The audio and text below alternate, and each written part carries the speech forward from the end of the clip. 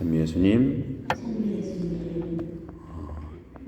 요즘 시기는 성탄 시기이고 내일은 주님 공연 대축일인데 이 모든 게 성탄 시기에 우리가 미사에 봉헌하고 있고요. 오늘 첫 토요일이기 때문에 성모 신신미사 역시 성탄과 관련된 말씀을 들었습니다. 인생을 살아가면서 여러분 두려운 것이 어떤 것이 두렵습니까? 기쁨도 있고 평화도 있지만 수많은 경우에 많이 두렵잖아요. 두려움의 구체적인 대상이 뭐냐? 뭐가 두려워요? 여러 가지가 있겠지만 공통적으로 이 네 가지가 두려운데 그것은 사는 것과 늙는다는 것과 아프다는 것과 죽는다는 것이 두려움의 대상입니다. 생로병사 잘 아시잖아요. 그죠? 그게 완전히 두려움의 대상이에요. 그러면 왜 이 생로병사가 두려움의 대상일까? 몰라서 그렇다. 대부분은 몰라서 그래요. 산다는 게 뭐고, 늙는다는 게 뭐고, 병든다는 것이 도대체 무엇이고, 또 죽는다는 건 뭐냐? 인생을 살다 보면 여러분 많이 느꼈을 거예요. 여러분들은 엄마로서의 삶, 또 직장에서의 삶, 자기 분야 동료와의 삶. 아는 만큼 관계는 좋아지고 성숙해질 수밖에 없어요. 아는 만큼. 모르면 모르는 대로 우리가 결핍에 경험을 하게 되는 거죠. 그러면 이 그리스도교에서 안다는 것이 너무 중요한 것을 받아들인 겁니다. 보통 우리는 인생을 살면서 안다는 거 많이 들었죠. 공부해라 안다는 거. 그런데 제가 늘 말씀드리지만 이건 제 생각이 아니라 그리스도교의 형성의 토대가 되는 건데 바로 우리 그리스도교라고 하는 종교를 해부해보면 성경도 해부해보면 우리 카톨릭 신앙을 해부해보면 거기에는 세 가지의 중요한 두려움을 이겨낼 약이 있다는 거예요. 생로병사가 정말 우리 인간에게 태어나면서부터 울잖아요. 그죠? 오늘로 예수님의 탄생인데 성탄인데 성탄이 어떤 의미인지 궁금하고 두렵죠. 그러니까 헤로드는 두려우니까 죽이는 거예요. 모르니까 죽이는 거예요. 자기가 아는 방식으로 하니까 죽이는 거죠. 병든다는 것이 뭔가? 병은 정말 우리가 없으면 좋겠지만 병으로 다 죽지는 않거든요. 병 속에 회복이 있고 축복이 있는 건데 늙는다는 것도 마찬가지예요. 늙는다고 하는 것은 나이가 든다는 것은 제가 늘 말씀드린 것처럼 늘 거기에 있는 사람을 늙는다고 하는 거예요.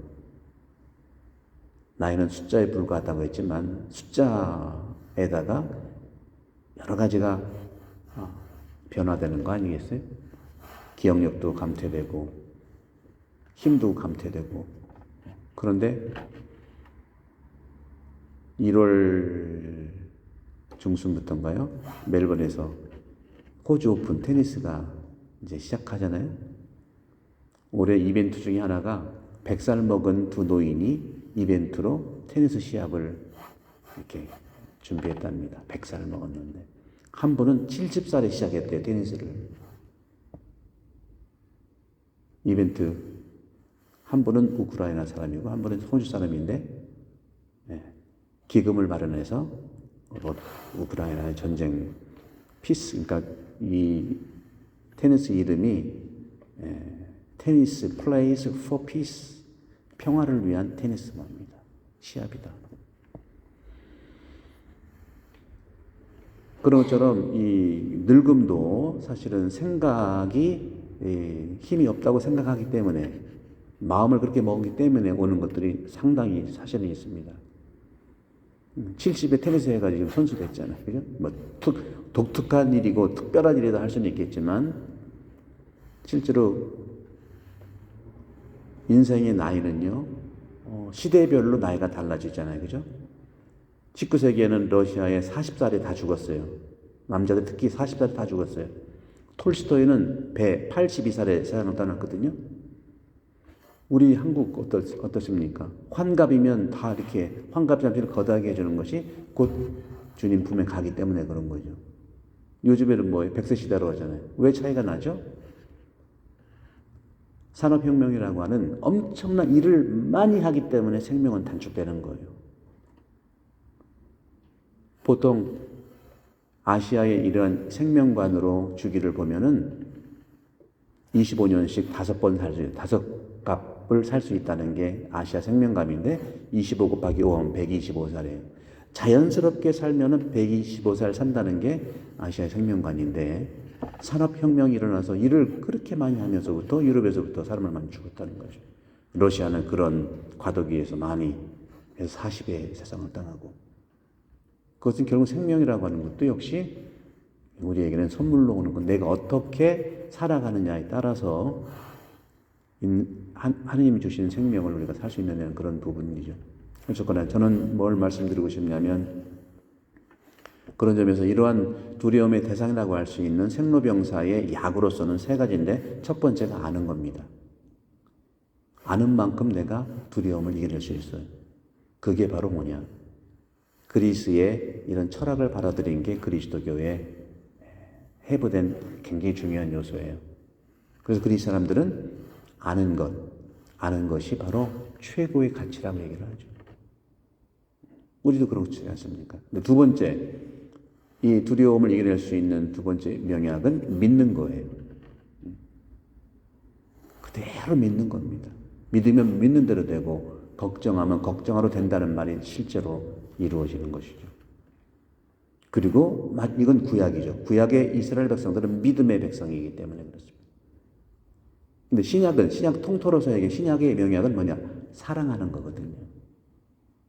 알고 믿고 사랑하는 것이 인간의 두려움을 이겨낼 수 있다 하는 것은 우리 그리스도 경전을 토대로 해서 그리스도 신앙을 토대로 해서 말씀을 드리는 거죠. 그런데 이것이 안 될 때 믿지 않고 알지 못하고 사랑하지 못할 때 그걸 죄라고 하는 거예요. 죄는 다른 게 아니에요. 무지한 거. 그죠? 무지한 거. 그게 이제 죽음으로 갈 수 있어요. 믿지 않는 거. 그게 죽음으로 갈 수 있어요. 사랑하지 않는 거. 그게 죽음으로 갈 수 있다는 거죠. 오늘 제1독서에서 아담이라는 사람 남자라고 했어요. 남자. 죄를 선악과 먹지 말라고 그랬는데 먹었어요. 먹었는데 하나님 물어보니까 핑계 대는 거예요. 저 여자가. 그때만 해도 하와라는 말이 없어요. 그 여자한테 물어봤더니 저 뱀이. 뱀은 뭐냐? 상징적으로 악의 뿌리가 되는 거죠. 악. 그럼 뱀아, 너는 그래서 쭉 그런 얘기를 하는 거죠. 그러면서 이것이 그리스도교에서는 원복음이라고 말을 하고 있는 겁니다. 그러면서 거기서 이제 하와라고 이름을 하면서 모든 이의 어머니가 될 것이기 때문이다 하는 거죠. 그래서 이 말장난 같지만 아담과 하와라고 하지만 우리 같은 말로 아담과 에바라고 하잖아요. 에바라고 했죠. 에바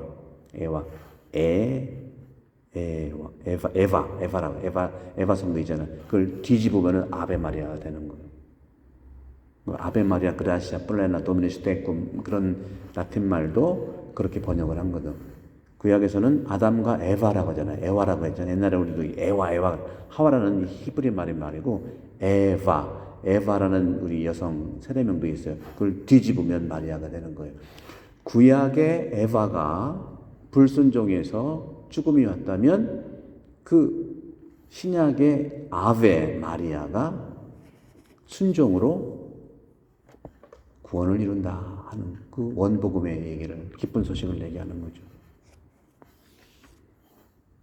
오늘 복음에서도 역시 지난번에 말씀드린 대로 마리아에 대한 이야기를 남성의 시각으로 썼어요. 요셉의 입장에서 쓴 건데 여기서도 우리가 눈여겨볼 점들은 마리아가 바로 죄에서 그분께서는 당신 백성을 죄에서 구원하실 것이다. 마리아가 낳은 아들이, 불순종의 에바가 순종의 마리아를 통해서 우리를 구원하시는 건데, 그것이 제가 말씀드리는 명약, 생로병사, 그 두려움을 이겨낼 수 있는 그 명약, 예수 그리스도를 통해서 예수 그리스도야말로 완전히 완덕 아는 분의 모델이고, 믿음의 모델이고, 사랑의 모델이라는 거예요. 삼중구조. 그래서 예수님만 만나면, 예수님을 알면, 예수님을 믿으면, 예수님을 사랑하면, 또 다시 말하면 예수님이 알던 방식을 내가 배우고, 예수님이 믿던 방식을 배우고, 예수님이 살아가던 방식을 배우면 우리는 모든 어려움에서, 두려움에서 이겨낼 수 있는 그런 구원을 얘기하는 거죠. 당연히 저는 말씀드립니다. 예수님을 알고 믿고 사랑한다고 그건 맞는 말이지만, 예수님이 그냥 무당이 아니잖아요. 그죠? 비나이다 하는 게 아니잖아요. 예수님이 알았던 그 방식을 내가 알게 하는 거고요. 예수님이 믿었던 믿음의 방식을 내가 믿어야 되는 거고요. 예수님이 사랑했던 그 방식을 내가 사랑하는 것. 이 세 가지가 바로 나를 포함해서 내가 만나는 모든 공동체가 바로 지성의 지혜의 공동체, 그 다음에 믿음의 공동체, 사랑의 공동체가 되는 것이죠. 그런 점에서 오늘 우리 공연 대축일 바로 전 토요일이고, 오늘 성모 신신미사에서 성모님이야말로 중요한 것은 여자일 때는, 오늘 제 독서 여자일 때는 유혹에 넘어갔지만 어머니일 때는 유혹에 넘어갈 수가 없어요. 어머니. 그래서 하와라는 이름을 얘기해주고 어머니라는 표현을 씁니다. 오늘 구약에서도. 그리고 마리아는 예수님의 어머니예요.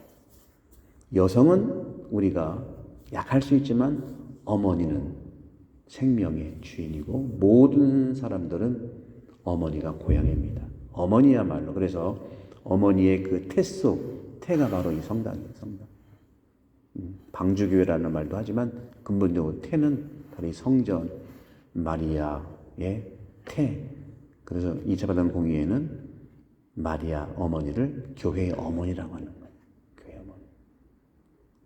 어머니 안에서 늘 그리스도를 알고 믿고 사랑하는 공동체가 되기를 함께 기도하고 축복을 드립니다.